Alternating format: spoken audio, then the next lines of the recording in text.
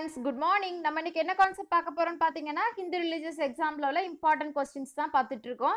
நான் இதுல போடுற क्वेश्चंस வந்து அன்அகாடமில போடல फ्रेंड्स. அன்அகாடமில போட क्वेश्चंस வந்து நான் இதுல போடல. சோ நீங்க அதுலயும் ஃபாலோ பண்ணி அதுலயும் படிங்க. நான் அந்த क्वेश्चंस வந்து டிஸ்கிரிப்ஷன்ல கொடுக்கிறேன். சோ நீங்க அதையும் படிச்சுக்கோங்க சரிங்களா? இப்போ நம்ம இன்னைக்கு 151 क्वेश्चंसல இருந்து ஒரு 20-25 क्वेश्चंस பார்க்கலாம். ஃபர்ஸ்ட் क्वेश्चन பாருங்க. கீழ்வரும் வாக்கியங்களை ஆராயவும். அதாவது இதுல எது சரி அப்படின்னு கேட்டிருக்காங்க. முதல் கூற்ற பாருங்க. விஷ்ணு நாராயணா மற்றும் வாசுதேவனை ஒரே கடவுளாக தைத்திரேய உபநிடத்தில் பாவிக்கப்படுகிறார்கள் அப்படின்னு சொல்லியிருக்கு. தைத்திரேய உபநிடத்துல வந்து விஷ்ணு நாராயண மற்றும் வாசுதேவனை வந்து ஒரே கடவுளா தான் சொல்றாங்க. ரெண்டாவது கூற்று பாருங்க.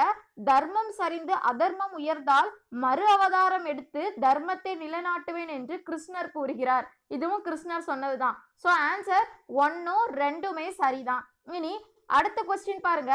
சைவ ஆகமம் தொடர்புடையது என்னதுன்னு கேட்டிருக்காங்க. தந்திரங்கள், பிரார்த்தனை, தியானம் எல்லாம். அதாவது சைவ ஆகமங்களுடைய தொடர்புடையது வந்து தந்திரங்கள், மந்திரங்களும் தந்திரங்களும் தான் வரும். சோ ஆன்சர் வந்து இதுல தந்திரங்கள். இனி 53வது क्वेश्चन பாருங்க. பஞ்சர்வ ஆகமத்தின்படி கடவுள் 5 நிலையில் இருக்கிறார். இவற்றுள் இங்கு சரியாக பொருத்தப்படாத நிலை என்ன அப்படின்னு கேட்டிருக்கு. முதல் நிலை பாருங்க பரா. பரா அப்படின்னா வைகுண்டத்தில் இருக்கக்கூடிய கடவுள் தான் பரா அப்படின்னு சொல்லுவோம். வாசுதேவ வியூகா அப்படின்னா ஆதிசேஷன் மீது சயனம் கொண்டுள்ள லட்சுமி நாராயணாவை தான் வாசுதேவ வியூகா அப்படின்னு சொல்லுவோம். விப்பால் அப்படின்னு எதை சொல்லுவோம் அப்படின்னா பூமியில் கடவுளின் அவதாரங்கள் தான் விப்பால். அனிருத்த வியோகா அப்படின்னா அழித்தலை பார்த்து கொள்ளும் தியானா மற்றும் பாலா இல்லை அப்படின்னு சொல்லியிருக்காங்க. அனிருத்த வியூகா மட்டும்தான் இதுல தவறானதா கொடுத்திருக்காங்க. மத்த 3மே இதுல சரியாவே கொடுத்திருக்கு. 54வது क्वेश्चन பாருங்க. திருவாசகத்தின் வேறு பெயர் என்ன அப்படின்னு கேட்டிருக்கு.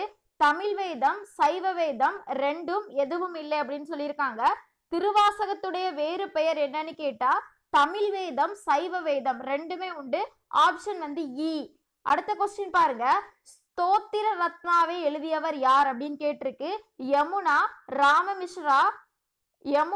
ராமமிஸ்ரா, ஈஸ்வரமுனி, ராமானுஜர். ஸ்தோத்திர ரத்னா அப்படிங்கறத எழுதியவர் யாருன்னு கேட்டா யமுனா. யமுனா அப்படிங்கிறவங்க யாருன்னு பார்த்தா நாதமுனியோடைய பேரன் தான் இந்த யமுனா. யமுனி. அடுத்த क्वेश्चन பாருங்க. ஆழ்வார்களுடைய 4000 பாடல்களுக்கான விளக்க உரையை முதலில் எழுதியவர் யார் அப்படின்னு கேட்டிருக்கு. விளக்க உரை எழுதியவர் யாருன்னு கேட்டா பெரியவாச்சான் பிள்ளை. பெரியவாச்சான் பிள்ளை தான் அந்த 4000 பாடல்களுக்கான விளக்க முறையை வந்து எழுதினாரு. இனி 57வது क्वेश्चन பாருங்க. பிற்காலத்தில் வைணவ கருத்துக்களை மற்ற தத்துவங்களில் இருந்து காக்க தொகுத்து வகைப்படுத்தி வழங்கியவர்கள் யார் அப்படின்னு கேட்டிருக்கு. அதாவது வைணவ கருத்துக்களை காப்பாத்துவதற்காக தொகுத்து வகைப்படுத்தி வழங்கியவர்கள் வந்து யார் அப்படின்னு கேட்டிருக்காங்க. தேசிகாச்சாரி, நாதமுனி, யமுனாச்சாரி, ராமானுஜர் அப்படின்னு கொடுத்திருக்கு. ஆன்சர் வந்து ராமானுஜர். 58வது क्वेश्चन பாருங்க. சைவ கூற்றுப்படி, அதாவது இதுல எது சரி அப்படின்னு கேட்டிருக்காங்க. சைவ கூற்றுப்படி மாயை பொருள் காரணமாக அமைகிறது அப்படின்னு சொல்லிருக்காங்க. மாயை அப்படிங்கிற பொருள் வந்து காரணமாக அமைகிறது அப்படின்னு சொல்லியிருக்கு. ரெண்டாவது, அதனால கடவுள் அதாவது இறைவன் வந்து இந்த உலகத்தை படைக்கக்கூடிய ஆற்றல் உடையவர் அப்படின்னு சொல்லியிருக்கு. ரெண்டுமே சரிதான். அதாவது சைவ கூற்றுப்படி மாயை பொருள் வந்து காரணமாக தான் அமைகிறது. அதனாலதான் இறைவன் வந்து உலகத்தை படைக்கக்கூடிய ஆற்றல் உடையவர் அப்படின்னு சொல்லியிருக்கு. 59வது क्वेश्चन பாருங்க. ஆணவ மலம் அனாதி தொட்டே ஆன்மாவை பற்றி நிற்கிறது. ஆணவ மலம் அனாதி தொட்டே ஆன்மாவை பற்றி நிற்கிறது என்று சைவம் கூறுகிறது.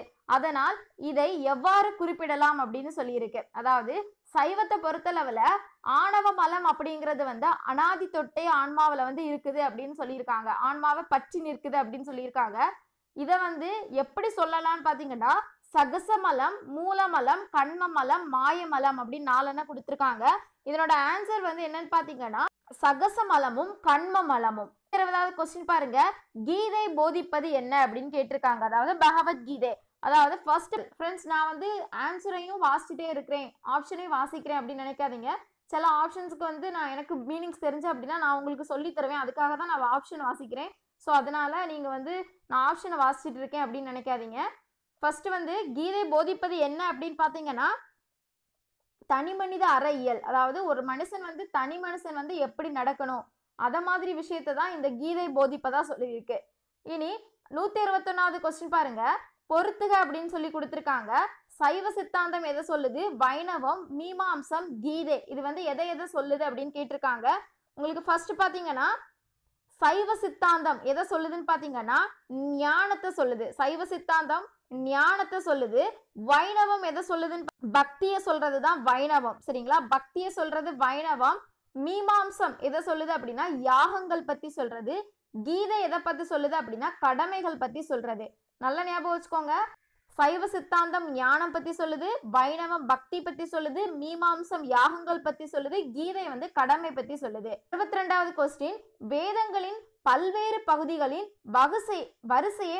வரிசை முறையை கேட்டிருக்காங்க. பாருங்க, பிராமணங்கள், ஆரண்யங்கள், மந்திரங்கள், உபநிடதங்கள், இது குழம்பி இருக்குது. அப்படிங்கிறது கரெக்டா கொடுத்திருக்காங்க. அதாவது மந்திரங்கள், பிராமணங்கள், ஆரண்யங்கள், உபநிடதங்கள், இந்த வரிசையில தான் பகுதிகள் வந்து வேதங்கள்ல அமைஞ்சிருக்கு. என்னன்னு கேட்டா மந்திரங்கள், பிராமணங்கள், ஆரண்யங்கள், உபநிடதங்கள். சரிங்களா? இனி 63வது கொஸ்டின் பாருங்க, மத்துவர் ஆதரிப்பது என்னது அப்படின்னு கேட்டிருக்கு. சர்க்காரியவாதம், அசத்காரியவாதம், சதசத்காரியவாதம், விவாதவாதம் அப்படின்னு கொடுத்திருக்காங்க. மத்துவர் ஆதரிப்பது என்னதுன்னு பாத்தீங்கன்னா சதசத்காரியவாதம் தான் மத்துவர் ஆதரிக்கிறதா சொல்லியிருக்கு. ஒவ்வொருத்தங்களும் ஒவ்வொரு விஷயங்களை ஆதரிப்பாங்க. இதுல மத்துவர் ஆதரிக்கிறது வந்து சதசத்காரியவாதம். இனி 64வது கொஸ்டின் பாருங்க, சைவ சித்தாந்த கொள்கைப்படி உயிர் அனாதி தொட்டே கட்டுண்டு அல்லற்படுவதற்கு காரணம் என்ன அப்படின்னு கேட்டிருக்கு. அதாவது நம்ம செய்யக்கூடிய பாவம் தான். அப்படிதானே நம்ம படிச்சுட்டே வர்றோம். ஆணவ மலத்தினாலதான், மலங்கள்னாலதான் நம்ம கஷ்டப்படுறோம். இதுலயே ஆணவ மலத்தினாலதான் நம்ம வந்து அனாதி தொட்டே அல்லற்படுவதற்கு காரணமா சொல்லியிருக்கு. ஆப்ஷன் வந்து 25வது கொஸ்டின் பாருங்க, கீழ்கண்ட வைணவ ஆச்சாரியார்கள் அவர்கள் வாழ்ந்த காலத்தின் அடிப்படையில் வரிசைப்படுத்துக அப்படின்னு சொல்லியிருக்காங்க. அதாவது யாரெல்லாம் கொடுத்திருக்காங்கன்னு பாருங்க, ராமானுஜர், யமுனாச்சாரியார், வேதாந்த தேசிகர், பெரியவாச்சான் பிள்ளை, 4 பேரை கொடுத்து அவங்களுடைய கால அடிப்படையில வந்து வரிசைப்படுத்து அப்படின்னு சொல்லியிருக்காங்க.